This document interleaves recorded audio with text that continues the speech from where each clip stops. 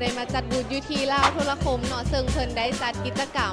เฉลิมฉลองวันสั่งตั้งแม่ยิงครบรอบ69 ปีนั่นเองซึ่งเฮาก็มีโอกาสดีๆได้มาตั้งบูธอยู่นี่เนาะแล้วเฮาก็มีกิจกรรมดีๆเช่นเก่าเช่นเคยเนาะก็คือกิจกรรมแจกเสื้อซกไซพาร์ทแบบนี้เลยแล้วเฮาก็จะไปซอกหาผู้โชคดีกันเลยดีกว่าไปเลยโดยเฮาเห็นเป้าหมายคนทำอิฐกันแล้วเฮาไปถามเพิ่นกันเลยว่าเพิ่นได้ซื้อเลขแล้วบ่สบายดีขอรบกวนเวลาหน่อยนึงซื้ออย่างที่นี่ได้ซื้อเลขผ่านแอปโซกใส่ผ่านแล้วมั้ง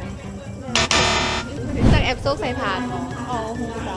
อันสำหรับมื้อนี้ได้ซื้อเลขผ่านแอปโซกใส่ผ่านแล้วมั้งวันกันก่อนมื้อนี้ยังไม่ได้ซื้อเนาะอันนี้ไอ้ซื้ออย่างซื้อเสกจ้ะเดี๋ยวไอ้เห็นเลี้ยงอยู่ไม่แล้ว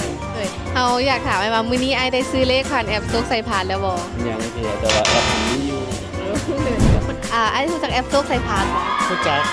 สำหรับมื้อนี้ไอ้ได้ซื้อเลขผ่านแอปโซกใส่ผ่านแล้วบ่มื้อนี้ว่ามื้อนี้หยังมื้อนี้สบายดีไอ้สบายดีเดี๋ยวเขาขอรบกวนเวลาหน่อยนึงเนี่ยเดี๋ยวไอ้สะดวกลิงกิจกรรมนะพวกเขาบ่จ้าไอ้ซื้ออย่างตามจ้ะเดี๋ยวไอ้เฮ็ดเวียกอยู่นี่ว่ะจ้าไปแล้วเวลาโทรคมเดี๋ยวเฮ็ดอยู่แผนกอะไรอินเทอร์เน็ตเนาะเดี๋ยวเขาอยากสอบถามไอ้ว่ามื้อนี้ไอ้ได้ซื้อเลขผ่านแอปโซกใส่ผ่านแล้วบ่จ้าได้ซื้อแล้วเดี๋ยวเขาขอเบิ่งบิลเลขยินดีนำเด้อมื้อนี้เราเฮ็ดกิจกรรมถ้าไผซื้อเลขแล้วเขาจะแจกเสื้อโซกใส่ผ่านงามๆแบบนี้ให้เลยนำเด้อใส่พาร์ทเปลี่ยนชีวิตให้ง่ายขึ้น